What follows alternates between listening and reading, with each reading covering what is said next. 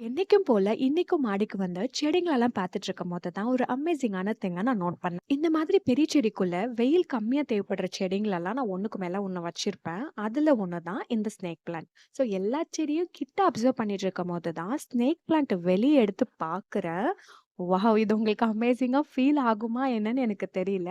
But as a plant lover எனக்கு ரொம்பவே சந்தோஷமா இருந்துச்சு இது பார்க்கும்போது. சீரியஸ்லி வந்துட்டு இது ஒரு பிளான்ட் வீடியோ கிடையாது. நான் வந்து செக் பண்ணிட்டு இருக்கும்போது தான் இந்த குரோத்த நோட்டீஸ் பண்ணி, இப்போ வீடியோவா போஸ்ட் பண்ணிட்டு இருக்கேன். ஃபர்ஸ்ட் நான் கிட்ட போய் பார்க்கும்போது ரூட் தான் வெளிய வருது போல இருக்கு மண் பட்டுன்னு நெனச்சேன். பட் கிட்ட பார்க்கும்போது தான் தெரியுது ஒரு பேபி பிளான்ட் வந்து வர மாதிரி இருக்கு. ஃபர்ஸ்ட்டா வந்துட்டு என் ஃப்ரெண்ட் ஒரு 2 ஸ்னேக் பிளான்ட் கட்டிங் எடுத்து எனக்கு இந்த பாட்ல வச்சு கிஃப்ட்டா குடுத்துருந்தாங்க. அது நல்லா க்ரோ பண்ணுச்சு. நாங்களும் ரீபாட் பண்ணோம். ரீபாட் பண்ணும்போது ஒரே ஒரு பேபி பிளான்ட் கட்டிங் எடுத்து திருப்பி நான் இதே பாட்ல வச்சேன். வச்சு கூட 1 1/2 2 இயர்ஸ் ஆயிடுச்சு. எந்த விதமான குரோத்தும் அவ்வளவா வரல. பார்த்தா கீழ இருந்து இவ்ளோ அழகா வந்துட்டு இருக்கு. இத பார்க்கும்போது எனக்கு என்ன தோணுச்சுன்னா, நம்ம மேல்நோட்டமா பார்க்கறது மட்டும் தான் குரோத் கிடையாது. நம்ம உண்மையா, பொறுமையா இருந்து ஹார்ட் ஒர்க் இன்வெஸ்ட் பண்ணா நமக்கு குரோத் எப்பயா இருந்தாலும் கிடைக்கும். அது எந்த விஷயத்துலயா இருந்தாலும் சரி.